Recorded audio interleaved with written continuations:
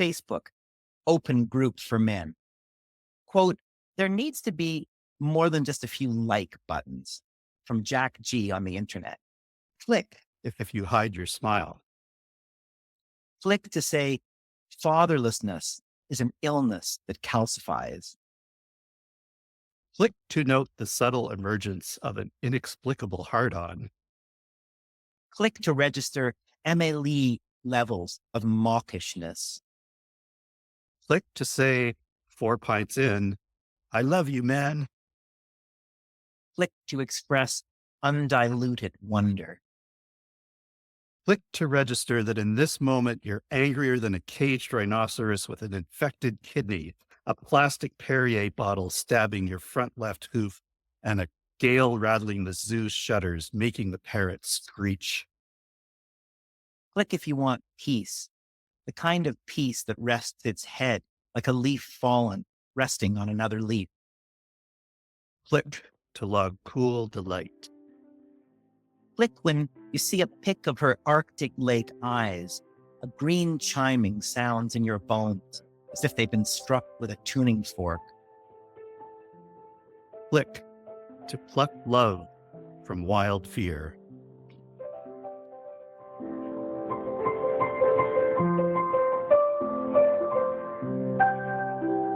So that's the first page of a long poem of mine called Facebook Open Group for Men. Oh, welcome everyone to What Kind of Man Are You? I jumped right into the poem without even inviting. I'm Degan Davis. And I'm Chris Garbett. This poem has a really special place in my heart, and I think you know why. Yeah, mine too.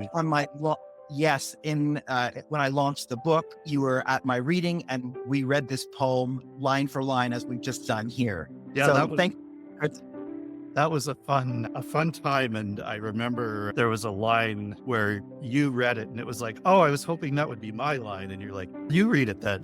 Right. So I did read it. That was fun. Do you remember which line that was?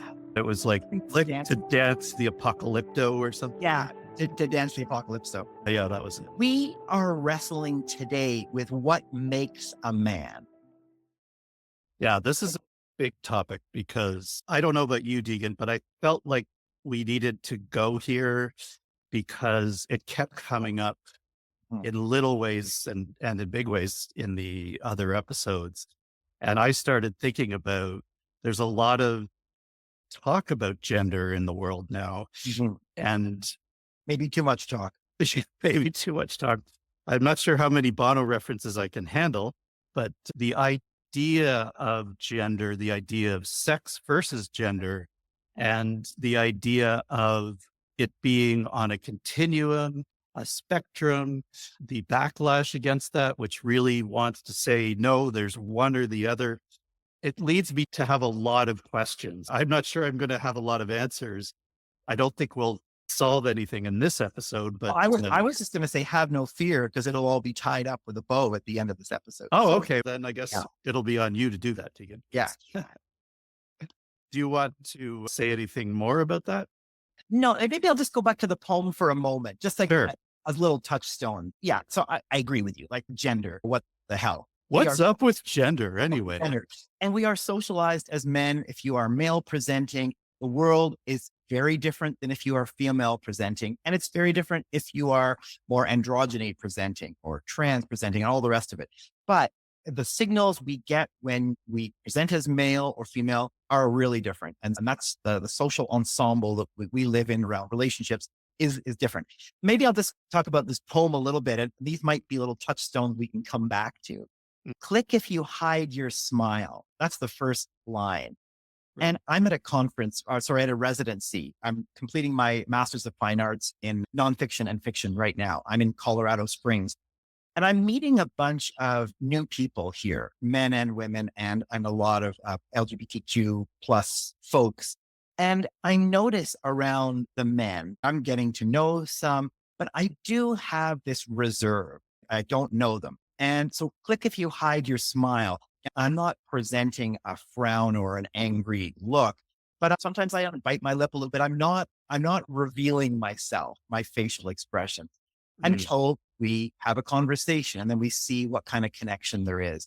And then for those that I don't connect with, I keep that face, which is neutral, but there's a bit of a hiding of a smile. A smile is too open.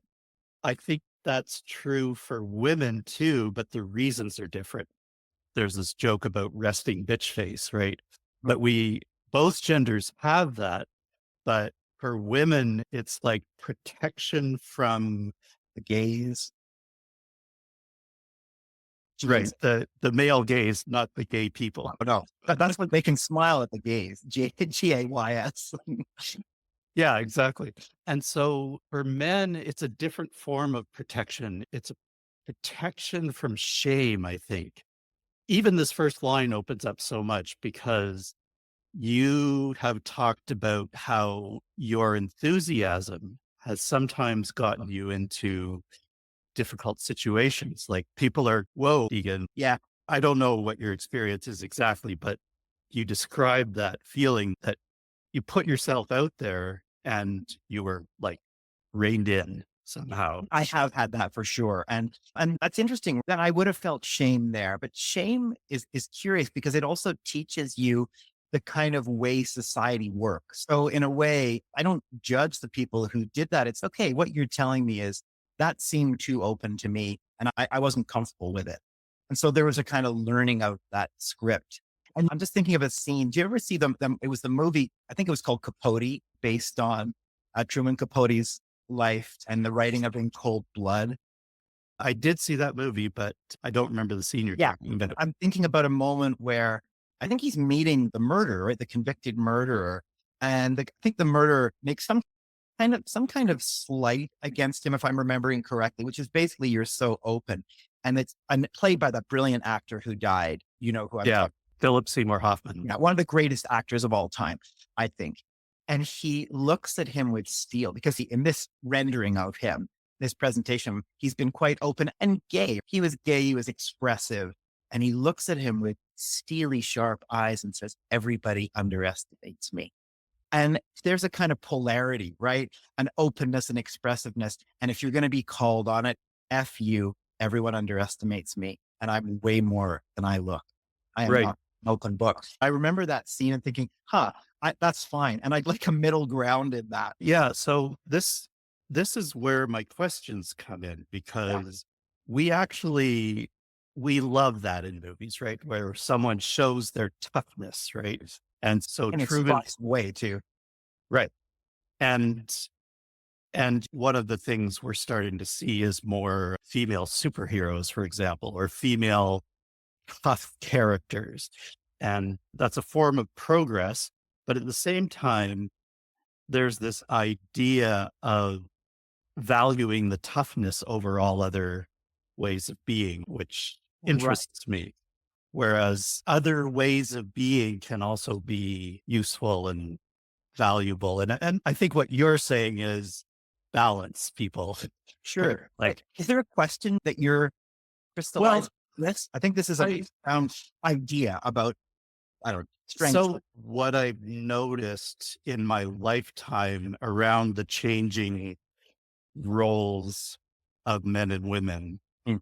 that we have gone from men's work and women's work, and we've said that the men's work women should have access to. And so we value the traditionally male work and we devalue the traditionally female work. Right. So domestic work is considered drudgery. Now, I've worked in an office and oh my God, there is a lot of drudgery in an office and even in manual labor. But we seem to think that's good and part of your identity. Whereas domestic work, like cleaning the house, taking care of children, all those sort of things are seen as of less value, even though without those things, our society would completely collapse. Yeah. I'd like to come at this from a slightly different angle. Okay. Men are doing a lot more domestic drudgery. Sometimes it's fine. Listen to a podcast while I'm doing the dishes and making my kids' lunches. But Mhm. we're talking about what makes a man here, right? And this is Right. the idea of hiding your smile. And also, you're talking about strength. I want to share something that a friend of mine said, a Montreal writer said to me, a female. who had been visiting Berlin. And she expressed, and I think this is not too strong a word discussed, at the feminized men pushing baby carriages down the street in Berlin. Hmm. Berlin is a really interesting place, right? If you think about it historically, that whole Weimar Republic, the very incredible openness to feminine expression, thinking about the bars and the sexual openness of the 20s and 30s before Hitler arrived. And so there's something in this Berlin openness, but it was interesting because she saw it as like these wilted men with sort of baby packs on their back and pushing a stroller, looking defeated to the world. And I have really been watching for posture and form in men who are doing domestic jobs or who are taking care of kids, who are taking care of a household. And there's something in that. There's something disquieting or a bit nauseous inducing about seeing a man weighted by a domestic task in such a way. And so I think of that myself because, Hmm. and I remember seeing a friend of mine he had a kid on his back. He was holding one's hand and the other was about 10 so she could walk, she could take care of herself. And he was in the subway smiling and happy as hell and going off to a concert with three kids, one of them a baby.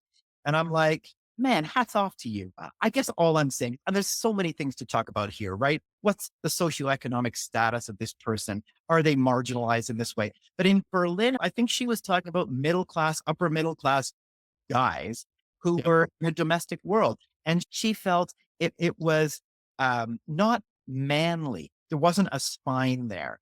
And I Hmm. think there's something here about we don't need to reduce to a lowest common denominator here. We can be these vibrant beings, right? Vibrant men who are strong, who can carry their kids and hold their backs up straight. My immediate reaction to her reaction is that sounds like her problem. Yeah.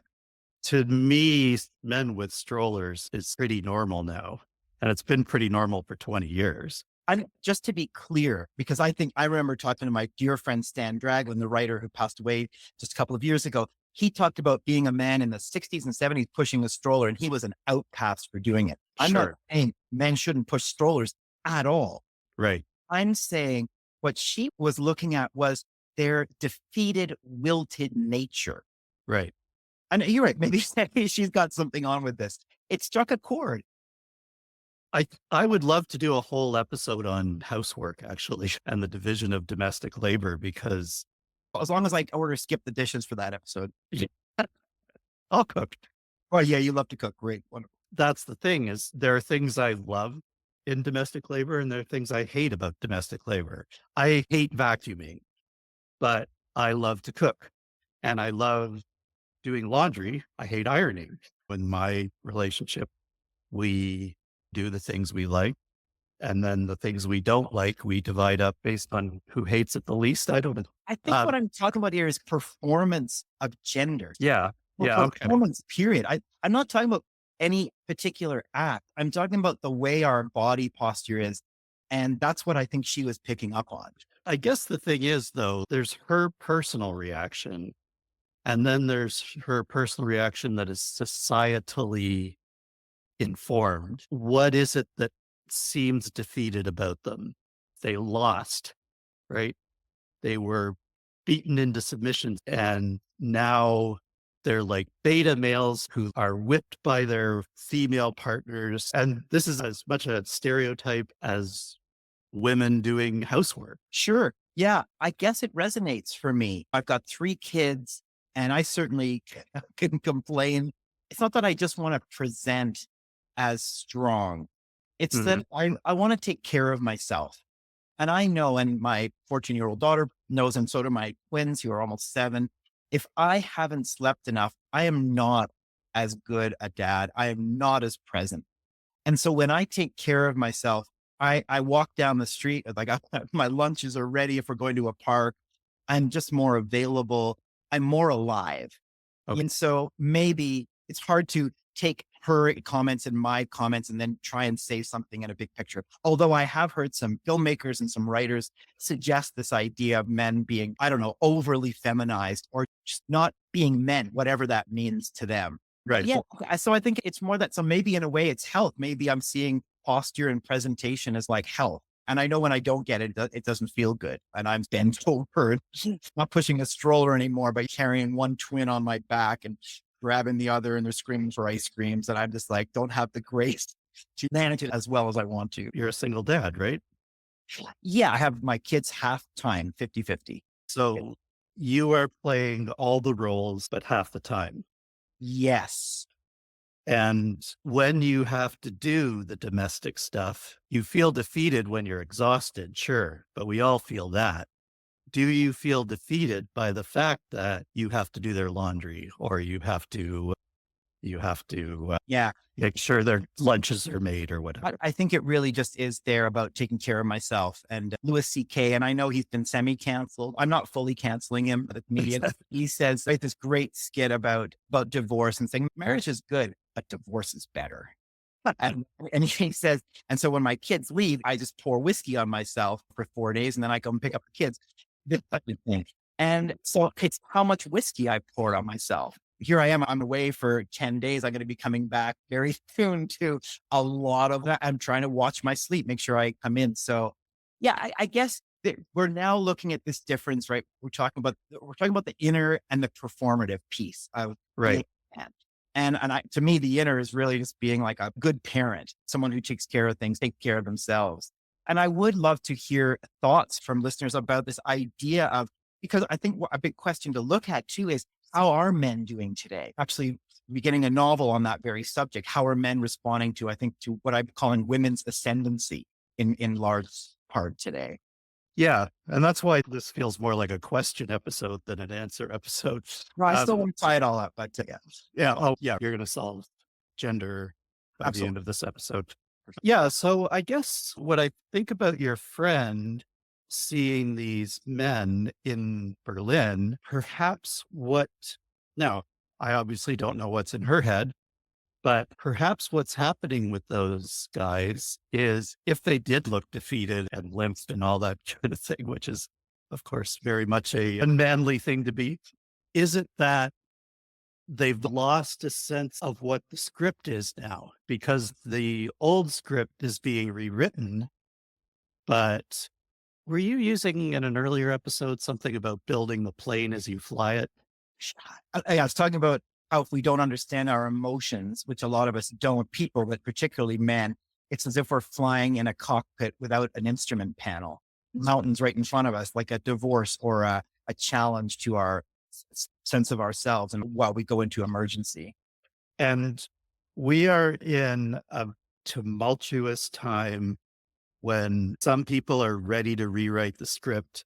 Some people are really not and actually want to go back to the script of the 50s, the 1750s. And although certain eras, men were wearing high heels and wigs, I'm not sure what scripts people are trying to go back to. Can we talk about that? No, you go on. But I want to come back to that idea of the wigs and stuff, because there's a couple of modern examples that I think are hilarious. Yeah. Okay. I will just say I understand what your friend feeling and seeing, and I'm ready to change the script. I'm ready to rethink what my role as a man is. I've even already, like I said, I share in the housework. I like to think I do half of it. My wife will probably say I don't. So that's not a resolved thing. The domestic is unresolved for sure. But at the same time, if you've grown up with certain expectations of what a man is, either from your father or from men around you, and they're big and strong and they're protectors, and they look defeated when they're pushing a stroller around, it shakes your very sense of what the world is supposed to be like. And Sure. that makes you feel upset. And I don't know, maybe these guys were like forced by their partners to do this and they'd rather be out playing rugby or something. To me, we talked in the last episodes about the duck and the lobster. Right. You know, I asked a friend, oh, what attracts you to a man? They're like the duck with the shiniest feathers, right? And we talked about Jordan Peterson's faintly ridiculous talk of the lobster. And the toughest lobster gets the tenderest meat. And this, I'm Mhm. quoting here. And often with Jordan Peterson, there's truth in this, and then it goes to ridiculous extremes, and then it comes back to truth, and it's very slippery. And I keep coming back to the word posture. And Peterson talks about posture a lot too, right? Pick up something heavy and carry it. Is that one of his rules? I don't know if it's a rule, but just to say for a minute, to come to stay with posture. I was sitting in the kitchen once listening to a podcast, YouTube talk of Peterson, and largely with a critical eye because of how he's been expressing himself, what the kind of brand of masculinity that he's been pushing, I think, which is to me disturbing, but that's a whole other subject. But Mhm. he talks a lot about about worthiness, pick up an object and carry it. And this was not an intellectual response as I heard those words. I was washing dishes, talk about domesticity, and my spine straightened and my posture straightened. And he's onto something there. And I think what he's onto is something perhaps that this friend and others have noticed and in this kind of condition of the modern man. And this idea then that we're confused and are defeated. And maybe the strollers was just a more obvious example, right? Okay, you're picking a stroller and then you look defeated, but perhaps there's a lot of defeat around men or confusion, which looks that way. So this might be a good segue into what you wanted to talk about, because I agree with you. I think of Jordan Peterson primarily as a purveyor of disinformation, but all disinformation starts with a nugget of truth. And I think the idea that men are unsure and in crisis and sometimes feeling defeated is not unreal. It is true. Mhm. That happens with me too. There are some days where it's just, I don't know what I'm supposed to do here. Yeah, And it touches me at an identity level. yeah, And my primary identity most of my life is being a man. And at the same time, I have never felt like enough of a man. yeah. And these are all like old things because I didn't measure up to what I was taught a Yeah. man is supposed to be. I was going to respond to this idea of signals and what it teaches us to be masculine and some of these Peterson ideas. I'd like to respond to the idea that he's a purveyor of untruths or mistruths. I Right. think maybe we should take a quick break for a little pause. Let's have a break and stretch and come back. Okay.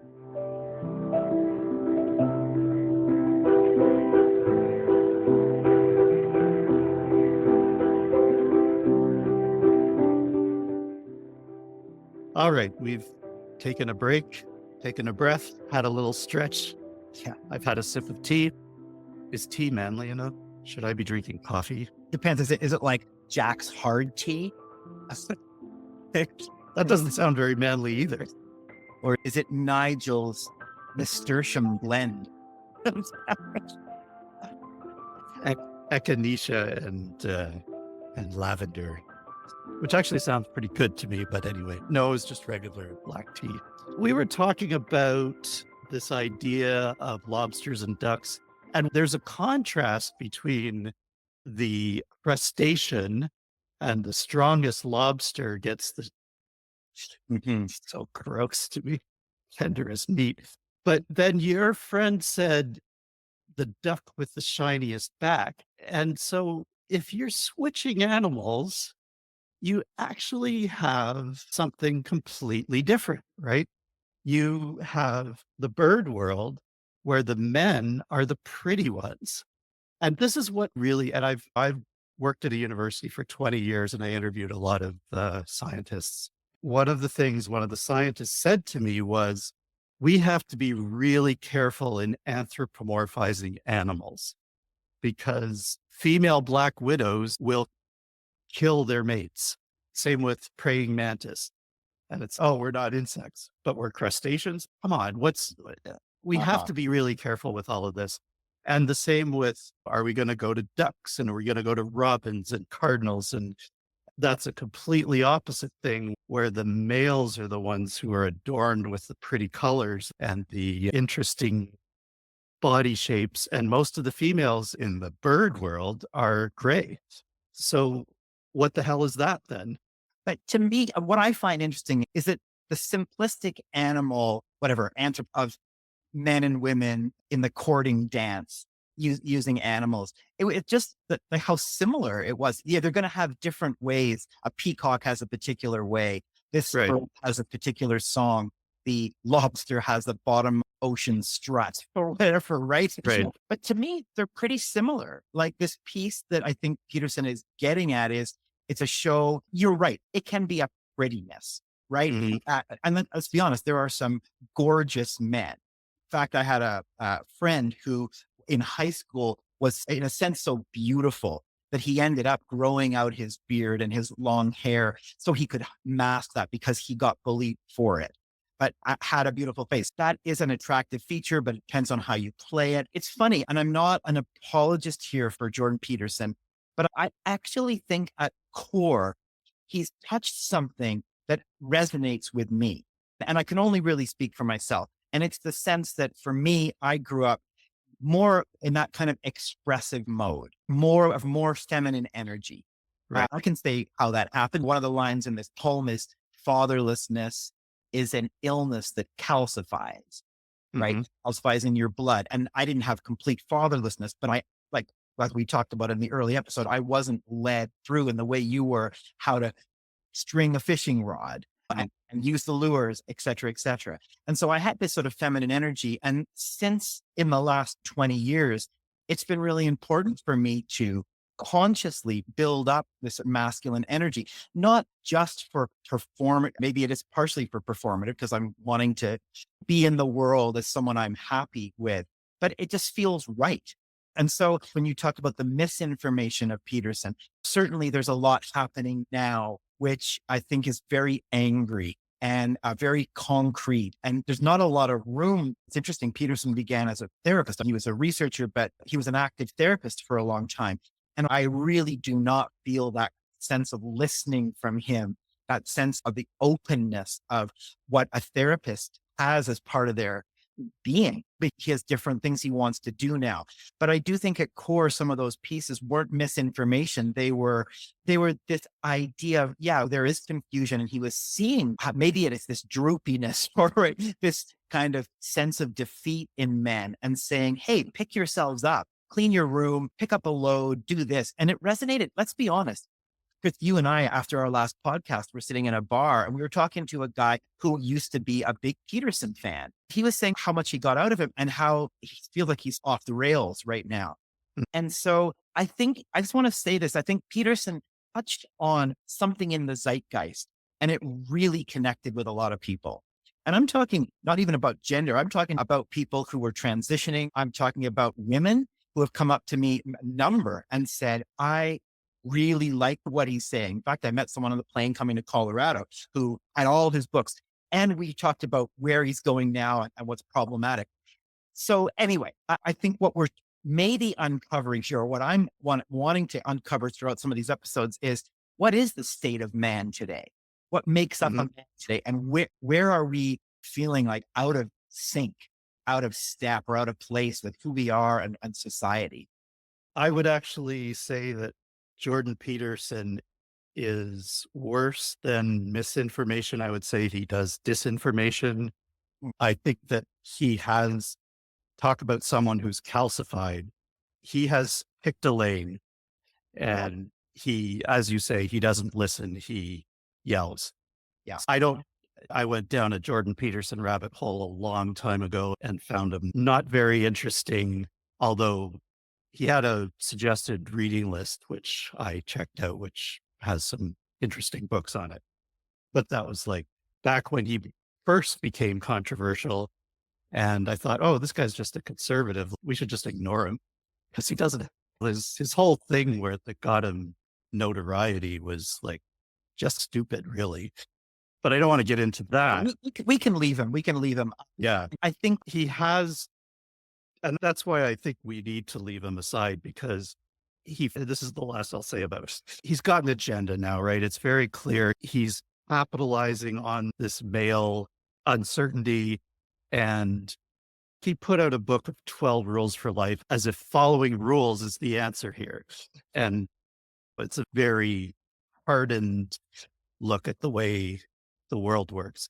But what I wanted to talk about and segue into is this idea of men and what's the word? Expression of femininity and Mhm. things we consider feminine. And there's the whole changing of what's feminine, right? Pink is considered a feminine color, but I believe at one time pink was very masculine because they couldn't wash the blood of their enemies out of their white shirt, right? I read it. I Akin to fire. Pink is close to red. It's a dangerous color for women, but soft blue would suit, or blue would suit the feminine psyche or what have you. Yeah. Yeah. I may even be making that up. So don't, I love it. I love it. quote me on that. But there was a time when frilly clothing, as we talked about before the break, powdered wigs, high heels, these were all considered male. Now, it is hard for me to get inside the head of one of those people. Obviously, it was a long time ago, and think, how does all that make you stand out as a man? But it did. Oh, sure. That's the cultural norm of the day. I was reading it, listening in a podcast to, I think it was the Greeks and the Turks. This is going way back, but basically the Greeks wore skirts. And Mhm. when they came to, I think it was maybe the Assyrians who wore pants, they thought it was the most feminine thing. Well, Right. ridiculous and feminine. So we have examples of this all the way through. Think of like the band Kiss, right? They would wear those long platform boots and makeup. They were taking these old expressions of actual masculinity way back. So the boots used to be expressions of masculinity, tall boots, probably more by the 18th century. But I'd be interested, and I do want to say before the end of this podcast, I would love to get into the joy of what is within a man today. I've got some thoughts about that. I just want to plant that seed because we're talking a lot about this sort of sense of droopiness and defeat.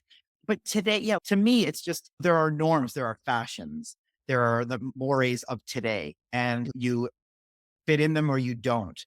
And I do think actually, and I work in a college, and I do think more and more, there's a lot more openness to expressions within clothing and the rest of it. At least there's a community of queer people that are just like, I don't care what you wear. We can talk about these norms now. And in some ways, they're getting very concretized. Trump represents that absolutely. And Toys R Us, like I go into Toys R Us with my kids and I say, can you point me to where the Lego is? And no word of a lie, the cashier says, the girls' Lego is over there. And the girls' Lego is pale blue, is pale colors. It's electric cars. It's scenes at the beach and it's houses.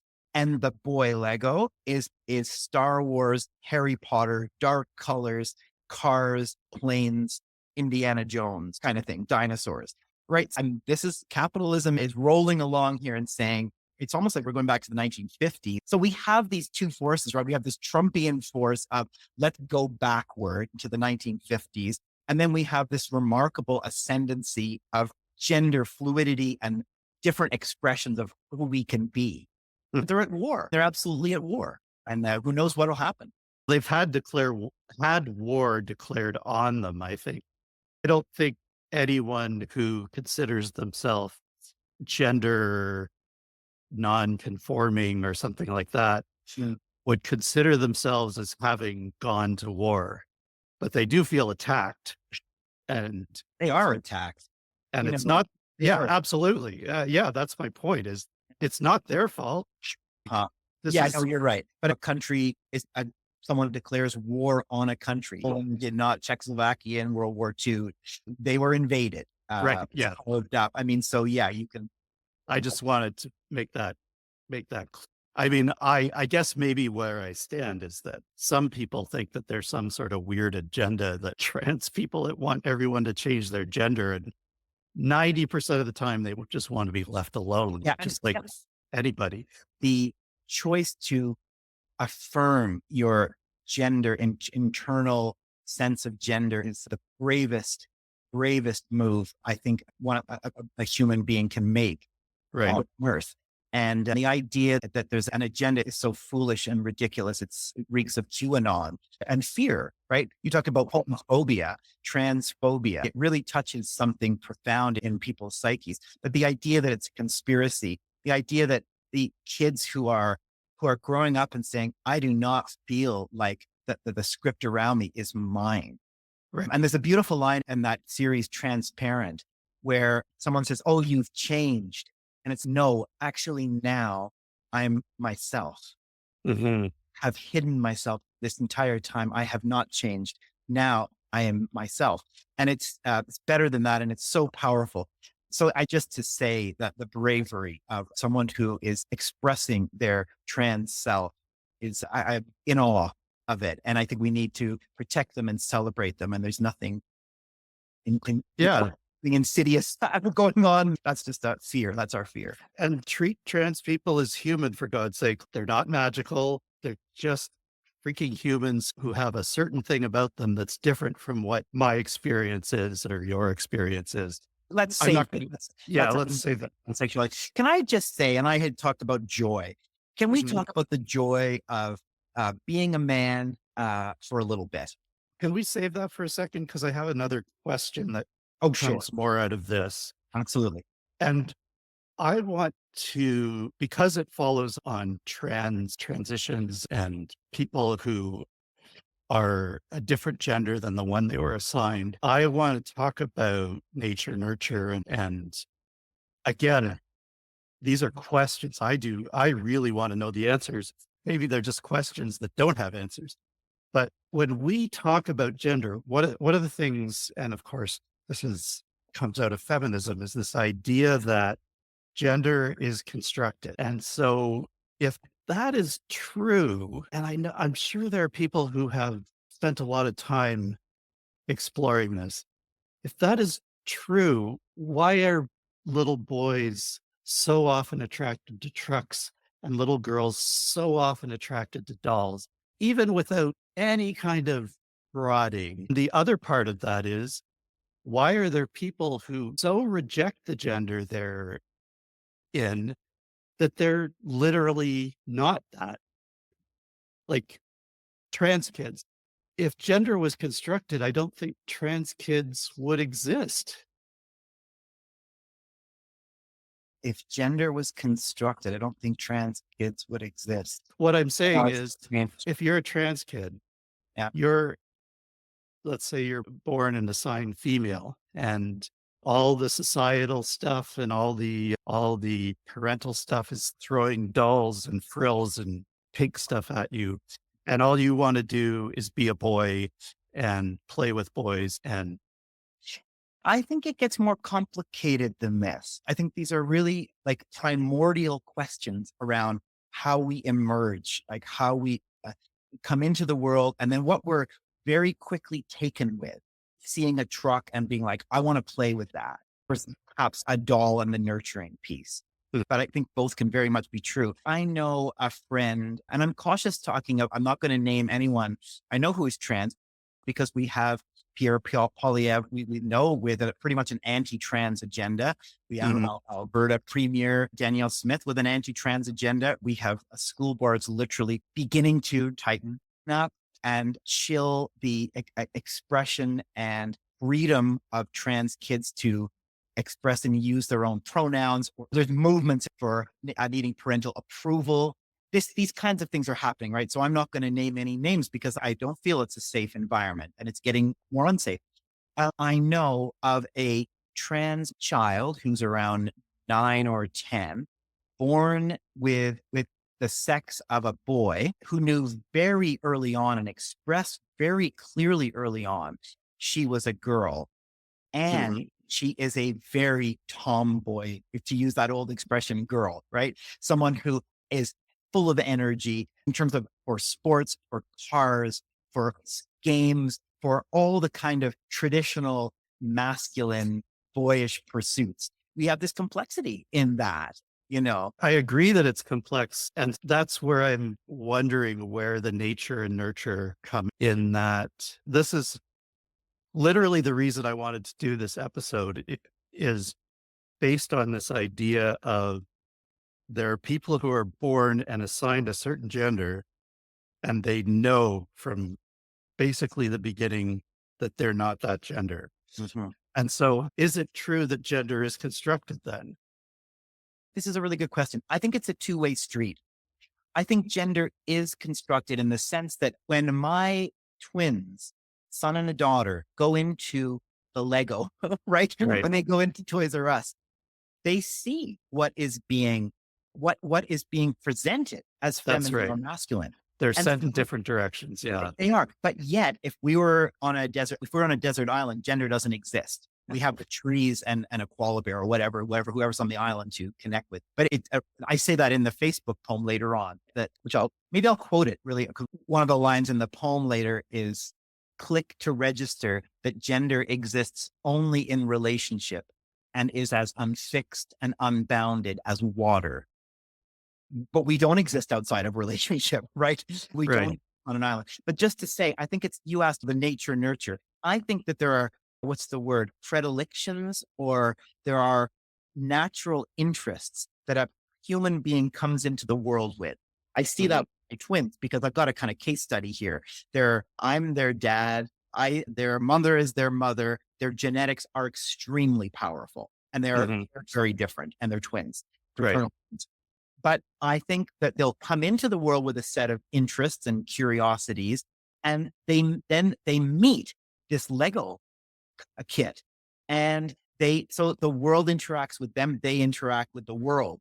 And I think as they get older, the world gets more and more powerful.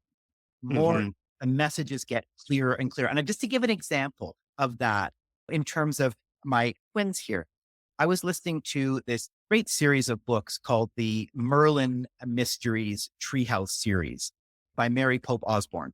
And in one of we listen to them in the car all the time. And in one of the episodes, Annie and Jack, who are the two kids, Mm. they go back in time to the time of ancient Greece, and they meet someone who's about to take them to the Olympics. And Annie is super excited. And the man says, "You're not going to the Olympics. Girls don't go." So and Annie in the story is, that's terrible. Give me a break. Right. And so I'm listening to my kids in the back, and my son says, "That sucks." But my daughter is absolutely disgusted Mhm. and says, "That's terrible." And her face changes, and her eyes change, and her body changes. So she is having this response to this historical reality. And so we talk about how the world meets us and the impact is gender created. This is a strange way to say it. It's, what role does history play on us? And this is more about shame than she's holding the sense of, what have girls done to not be allowed Mm. to the Olympics? And, Yeah. Tori, Annie hides, pretends to be a boy, that comes in. So just to say, I think it's this conversation, this constant conversation, and it gets louder and louder the older we get. And then we have to go back and pull out of ourselves, who really am I? And that's why I say that the bravery to express yourself in the world as trans is remarkable, because you've got so many things saying you're not welcome here.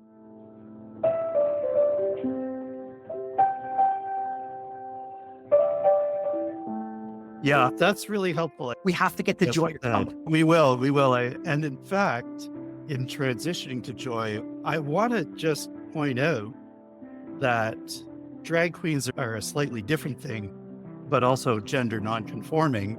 And drag queens are nothing but joy. They are a form of resistance as well. And also, I'm not an expert in drag queens, but I've known some, and I haven't watched any of the TV shows or anything. But the people I do know who have been drag queens, like you said before, they feel like they come into something as themselves.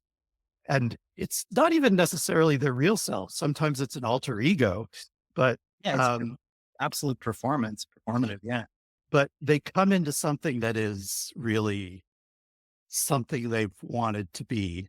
And that is joyous. Like that is, Yeah. it's a lot of it is camp, which is a form of joy. I have to say, one time the song My Humps by Black Yeah. Eyed Peas, Yeah. like that song just seems stupid to me. But then I saw a drag queen perform it and I'm like, oh my God, this is amazing. Like this person is having so much fun with this and it's hilarious. And so I just want to point Yeah. out that I did, yeah, just this idea that being real to who you are is about joy as Yeah. much And as drag is really curious because you can say it's about being who you are, and I absolutely agree with that, but it is absolutely performative.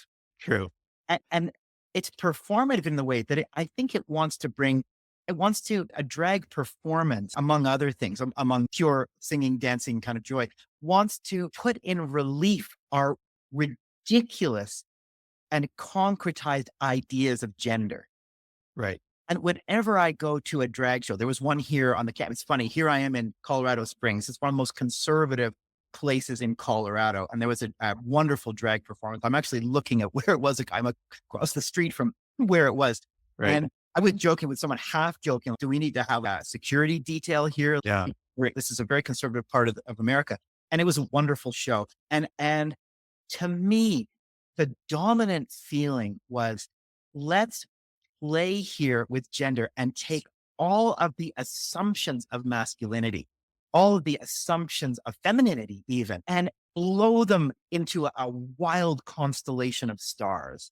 And so Mhm. you're left with just smiling and a sense of how ridiculous you are. So I think, in a way, a drag queen is a modern trickster of gender, and they make us uncomfortable. They make me uncomfortable. They make me uncomfortable in the places where it's like, oh my God, do I ever hang on to this in my masculine Mm. sense of myself? And often, to be honest, a drag queen, there's often they have really pulled out of themselves or a masculine and feminine energy, real toughness in a sense, at least in terms of the drag performances I've seen. So I think they're playing a remarkable trickster like role in society right now. And that's why I think they're the target of the right and the conservatives so much, because they make them feel so uncomfortable. Mhm. I think trans people do as well, this sense that we don't look inside our gender. But and you're right. I love that you brought the joy of that, because I feel that I'm laughing, I'm cringing at myself and laughing outwardly when I Mhm. see performance. It's not my lived experience, but I actually find myself quite moved by by trans people who do come into themselves, and drag queens who are, and drag kings. Actually, I've been to a drag king show where women dress up as men.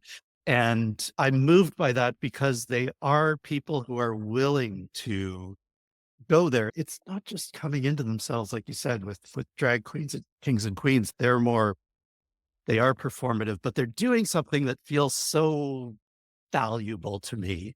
And the fear that people have around with them around kids, it just seems like kids are the ones who will ask the obvious questions, but they also, to dress up, kids like to play with whatever they have at hand. I think too, because we concretize our sense of what masculine and feminine is, to Mhm. experience, like I took my kids to Pride, and for them to experience this, the costumes, the expressions, it's this idea from the right that drag queens and trans people are going to infect the nature of children is so absurd, when we have the screamingly loud voices of how to be a man and a woman are still, as we talked about, from there's many examples, but Toys R Us example, and so many others. Yeah. They're so clear that to have someone who offers something else, it's, my God, that's some sanity. It's, of course, it's sanity for those people who are feeling like, I've been born into a gender that I am not. But for anyone, any of us, for myself to think of, God, yeah, I'm feeling a little bit as I get older. I like being a man. I like these Right. masculine parts. I go to the gym. I've been working out more. I just like this. And when I see a drag show, when I talk to people who are trans, just about their own experiences, I'm like, okay, I don't want to take myself too seriously. I like doing this, but it gives me this sense of, yeah, I don't want to get stuck in a role either. I don't want to Right. get stuck in a performative role. I want to allow myself, as I bring up this masculine energy, which I really like, also to be playful too and not be too serious.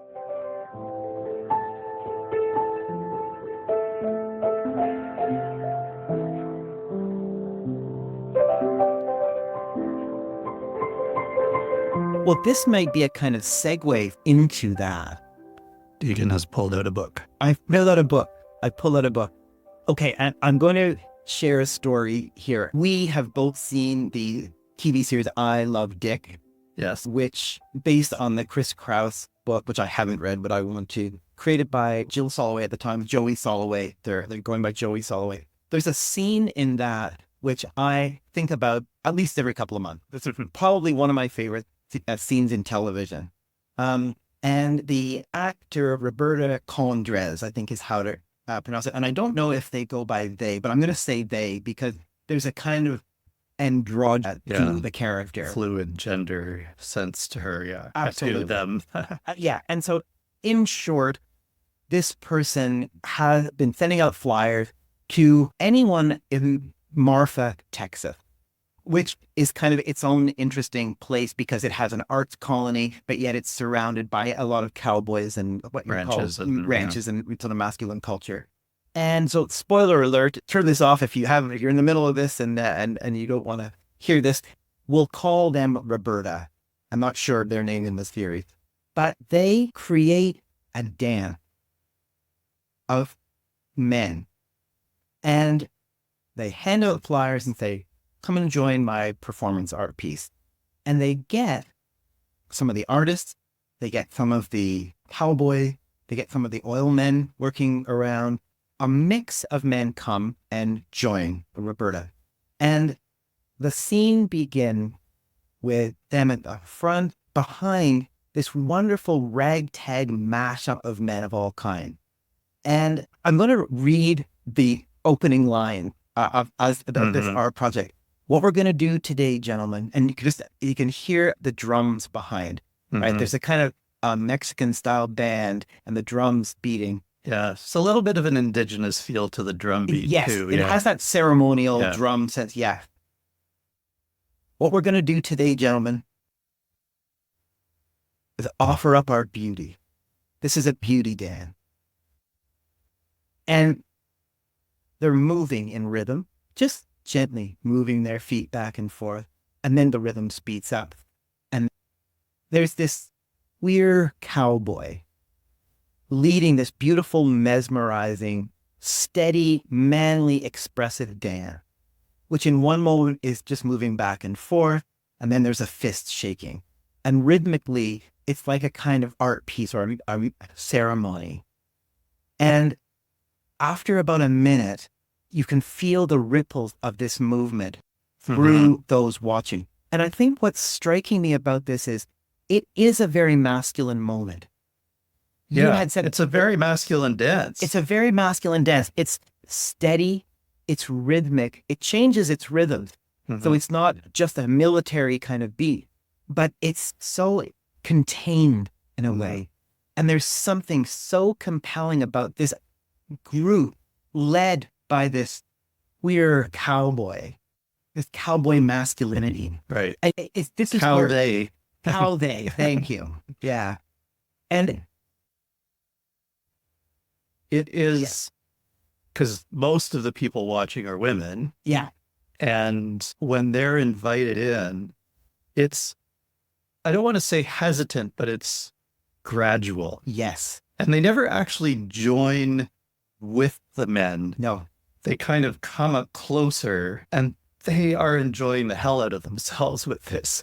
It is a really great moment. Beautiful moment. That moment of that you can hold this masculine rhythm and being and be open with it. These are men, the cowboy hat, and there's a vulnerability to it and a strength to it on display. Right. A beauty dance. Perhaps a little finesse and rage. Yes. Yes. The fist pumping. Yeah. And, and I think when they say, this is our beauty dance, I think it's my favorite scene in almost all of television, which is saying a lot in the golden age of TV, that you really can bring up. Absolutely. And everyone could feel in the response or the integrity of it. The integrity of just being a man. I think what I want to say here is also how beautiful it is to be a man, how the incredible beauty contained within it. You know, we make so much of gender, and men right now we're on the defensive in a way, right? We're looking at the dissolving of patriarchy and the response to it, but we're changing story of what it is to be a man. And I know from working with a lot of young men in the universities at the moment, and at the university I work at, there is a feeling of like, whoa, it's hard for me to speak my mind. It's hard for me to talk. I have to be really careful. This is a changing landscape all the time. And if we even lift off from gender for a moment, there's this beauty in us. And we are socialized as men, and we come up with it, and there's absolute beauty in us. And there's no reason for us to hide, to not come out and engage in whatever way that is, with complexity and with beauty. This side that can take risk to share to go in and to share what is actually being here, and to be really tough, to be really strong in whatever way that is. Whatever that means. Yeah. It can be traditional. And I think there's something about that. That's where I think the future can be. We think about, we think about the ascendancy of women, which I believe is there. We think about the reaction from Trumpism, which is there. The not just integration, force of light to me in this is say, bring up these sides that we have. We do not need to polarize this. Bring up these masculine and feminine archetypes, places, spirits, and dance with that, Turning his book over. Okay, last piece. I'm talking about the butch cowboy. Right. This is a book called The Solace of Open Spaces by Gretel Ehrlich. She lived in, I think it was Montana, for a while. And she is talking about when she's coming back to New York and saying, I really miss being out there in the wild, and looking at a poster of the Marlboro Man. Oh, yeah. And seeing his face. And I think that it doesn't assuage what she's missed, because she says the Marlboro Man and that myth does not touch what a cowboy is. And I'd like to read this paragraph of what she feels a cowboy is, thinking about this idea of masculine and feminine. If a rancher or a cowboy has been thought of as a man's man, laconic, hard-drinking, inscrutable, there's almost no place in which the balancing act between male and female, manliness and femininity, can be more natural.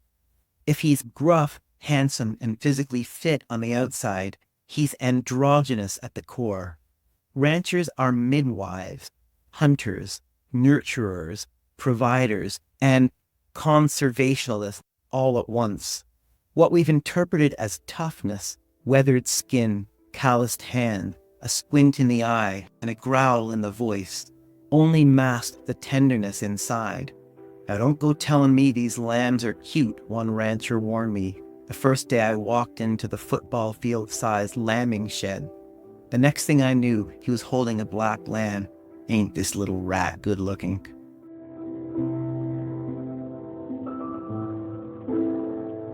What Kind of Man Are You is hosted by Chris Garbett and Degan Davis.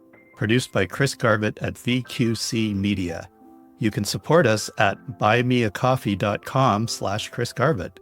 Music composed and performed by Degan Davis. You can buy Degan's book at brickbooks.ca. Thank you to all our supporters and listeners.